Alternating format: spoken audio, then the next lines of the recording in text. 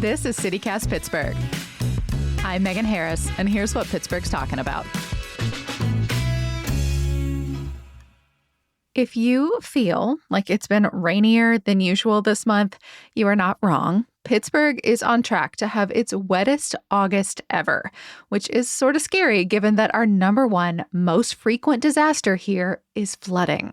Today, we're bringing back a conversation from this time last year with someone who studies disasterology to talk about why we flood so much, whether our region and our government, our people, are really prepared, and what you can do if your neighborhood is especially at risk.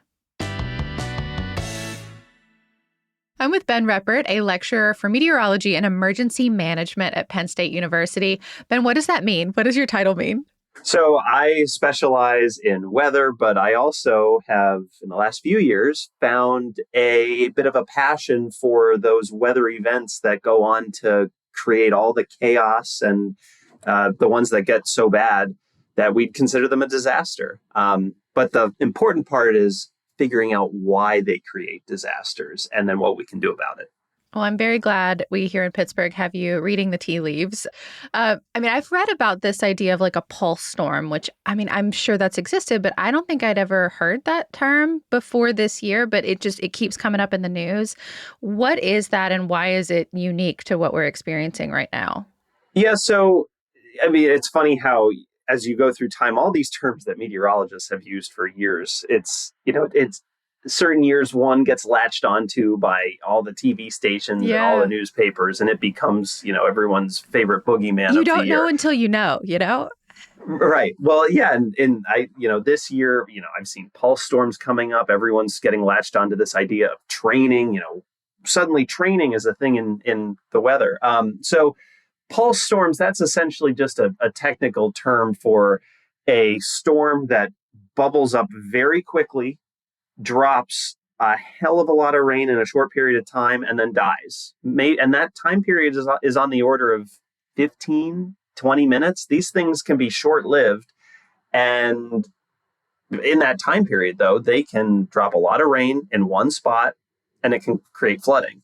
Certain times, if you get several storms to form in the same spot, one after the other, that's kind of what we call training too. Mm-hmm. That's how you can get certain locations to just get absolutely inundated with a lot of rain in a short period of time. Not just you get one of these storms that can drop a ton of rain on one spot, but then another one forms in the same spot and does it again. And then a third one forms in the same spot and does it again. So that's how that can happen, especially in the summer when there's a lot of moisture to work with.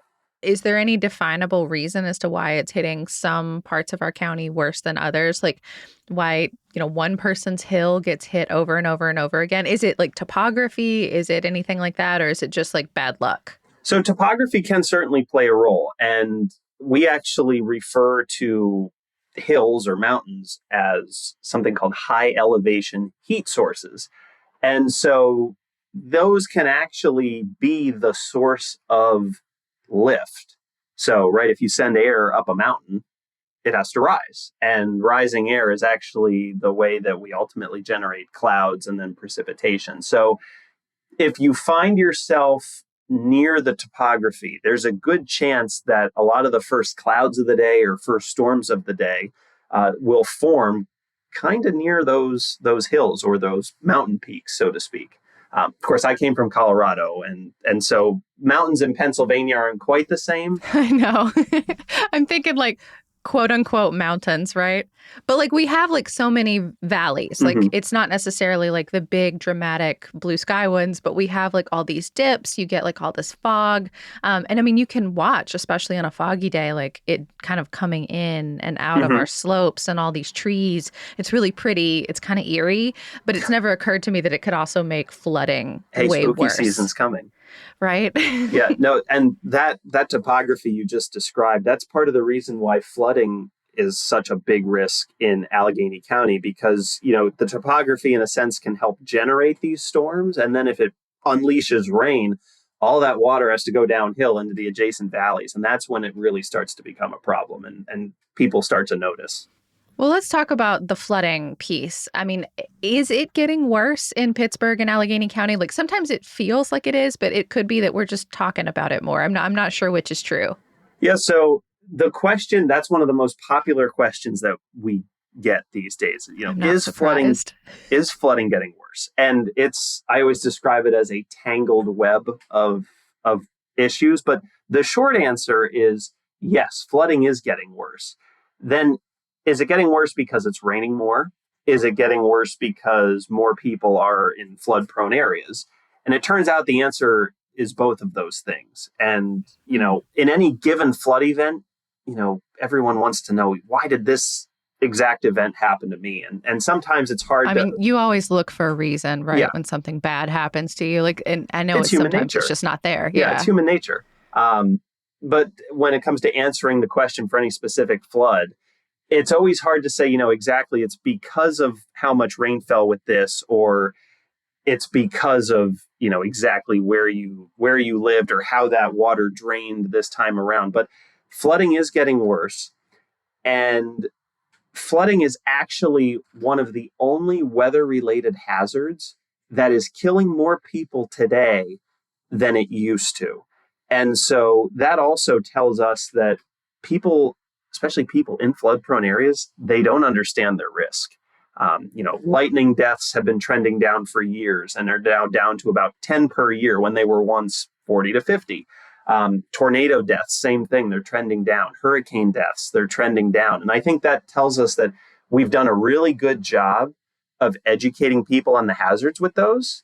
But the flooding deaths are trending up very quickly, which I think also argues that a lot of people don't know what to do with their flood risk, or don't even know that they are under a flood risk.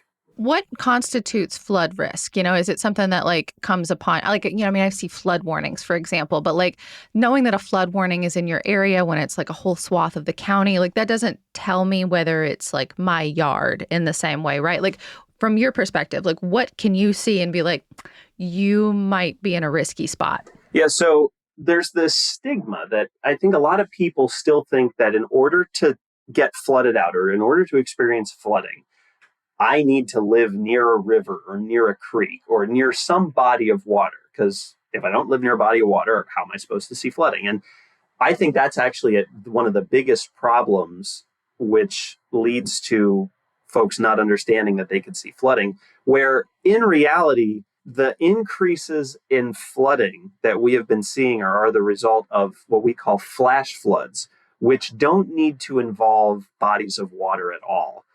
It's simply, it rains so hard, so fast somewhere that it overwhelms the drainage systems, or that water just simply doesn't have a place to go. And so it'll fill up streets, and it'll fill up houses, and it'll catch drivers and commuters off guard.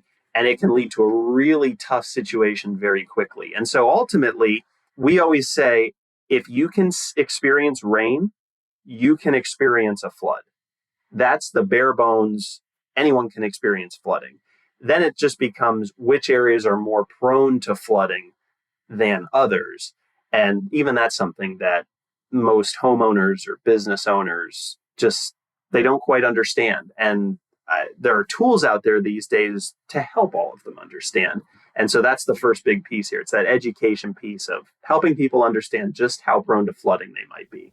Yeah. Well, I mean, what are some of those pieces, right? Like, for example, like this season, as we got more and more rain, I have family members that live on like high ground.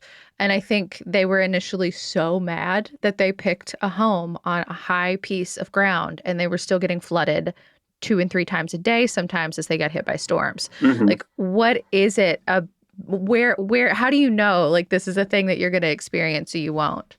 Yeah, so over the past decade or so, there's been a lot of collaborative work between FEMA, the Federal Emergency Management Agency, the Weather Service, social scientists. All these branches have come together and they have put out interactive tools and risk maps. So you can go on to the FEMA website and you can actually pull up maps of the floodplains, and it will show you how often your particular area is expected to flood. And also there's the flood insurance piece here, because if you fall in certain flood zones or floodplains, then it has implications on, are you required to have flood insurance, and so on and so forth. And if you're in a floodplain, that's basically a way of saying that flooding is, you're at a very high risk of flooding. Can't tell you which day or how many times a year, but if you're in a floodplain, it's basically like saying expect to flood, maybe quite frequently. The National Weather Service has also come out with a tool called FIM, FIM, stands for Flood Inundation Mapping. And that's basically a way of visually seeing, okay, if this much rain falls here, what is going to flood?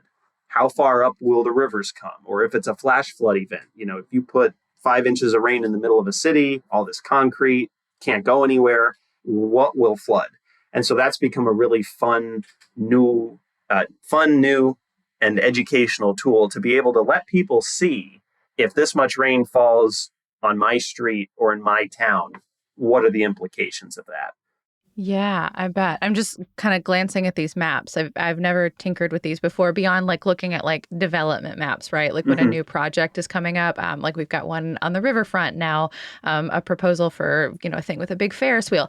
Those flood maps I've seen, but I've never thought to do it for like my own address. You know what I mean? There's also a national risk index, which is done in coordination with the CDC. That includes the demographics of all locations. That factors in the social vulnerabilities, like, whether you've got elderly population or low income housing, or all those other societal elements that come into play.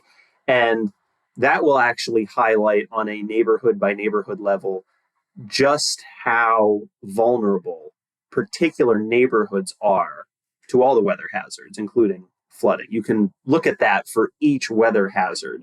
And so, like I say, it's not always just the matter of, how much rain falls in a location, it could make the flood worse. There's also the elements of, is that neighborhood infrastructure equipped to handle it? Can all of the residents or none of the residents evacuate if they had to? That's why flooding is such a tangled web, because it's not always just about the rain aspect, but it's also very much about the societal elements. Can people get out of harm's way? So on and so forth.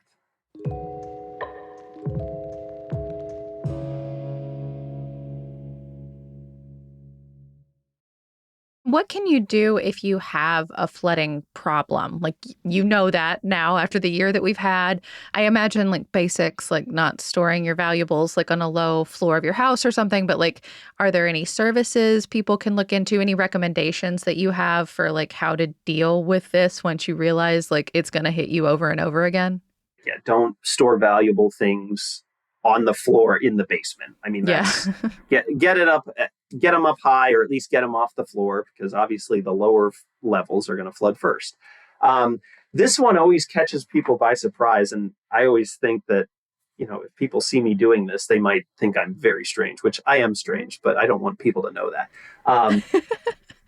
Going around, when I'm on my walk home or into work, if I walk past a storm drain along the street that is blocked solid with leaves or sticks or whatever, I clear it. I'll just take my foot and I'll kick the stuff away, because if your storm drain is blocked and you see a ton of rain, where's that water going to go? It's not going to go in the storm drain. It might go into someone's house, or it might flood the car that's parked there. So that's another thing around your house too. Clean out your rain gutters, clean out storm drains. If there's one right out front of your house and you notice that it's blocked, just take 30 seconds and clean it off. Ben, that's such a public service. I'm yeah, so I mean, impressed. I do what I can for the greater good. But Right?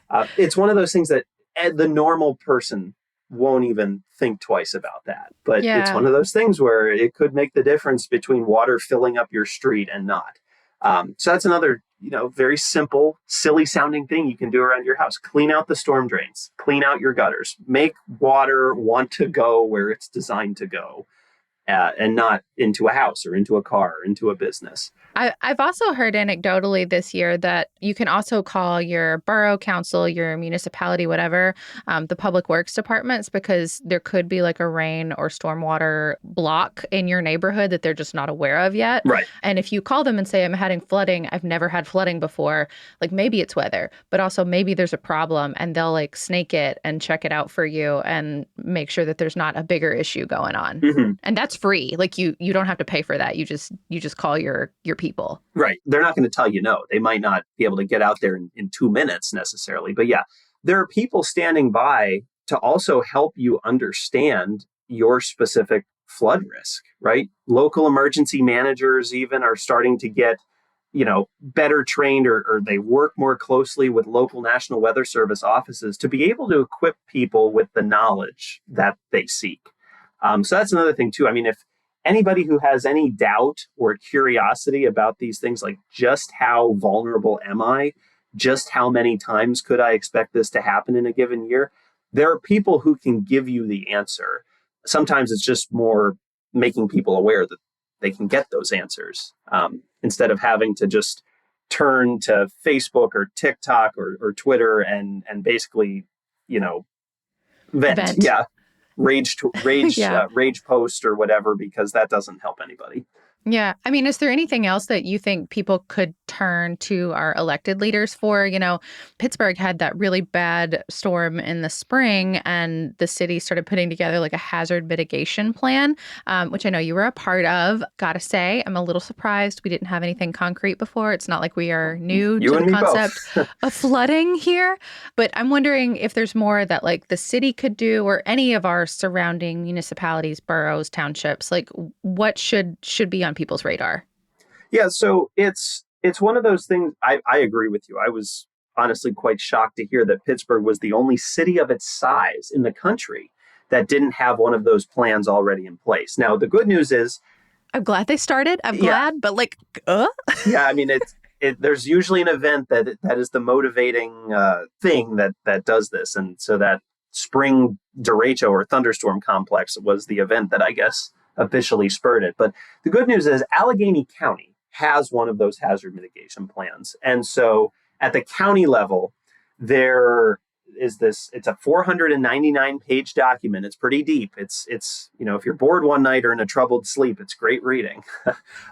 Ben, you don't know what I do for free time. Actually, this is right up my alley. Yeah, Thank you. Go. So 499 pages, and pages, I looked this up ahead of time. I did my homework. Pages 81 to 129. So that's roughly 50 pages of it. It's all dedicated to flooding. And Allegheny County asked officials in every single municipality in the county, when they were putting this together, to identify those high-risk flood areas. And all communities in the county, they actively participated in this. It breaks down past occurrences, severity of all past flood events.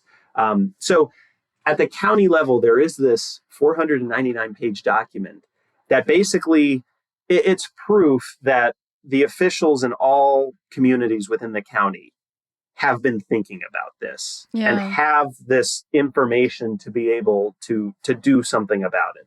And so can you call up your local elected official and say, hey, this is a big problem and it feels like you're not really giving it the time of day or the time that it deserves?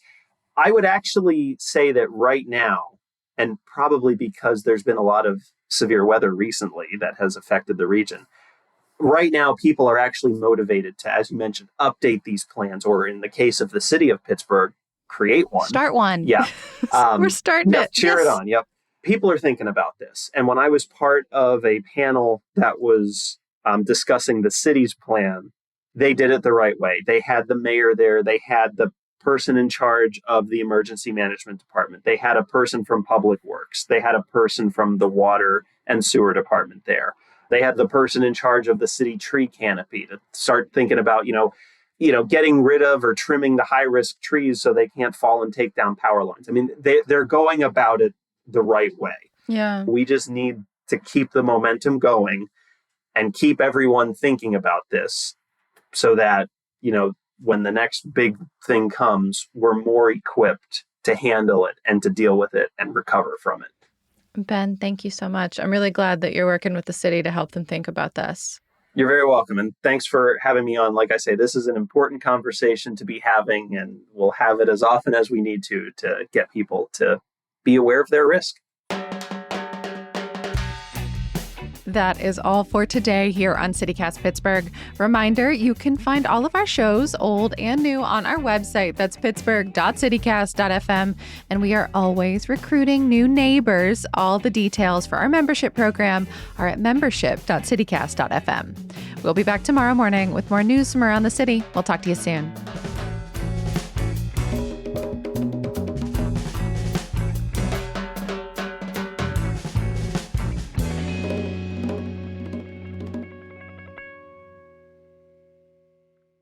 I always imagine like an episode of West Wing or something, where they're like sitting around and like, they're like wearing the thing that says whatever their disaster role is, or like Parks and Rec. There's been so many like television episodes that have done this before.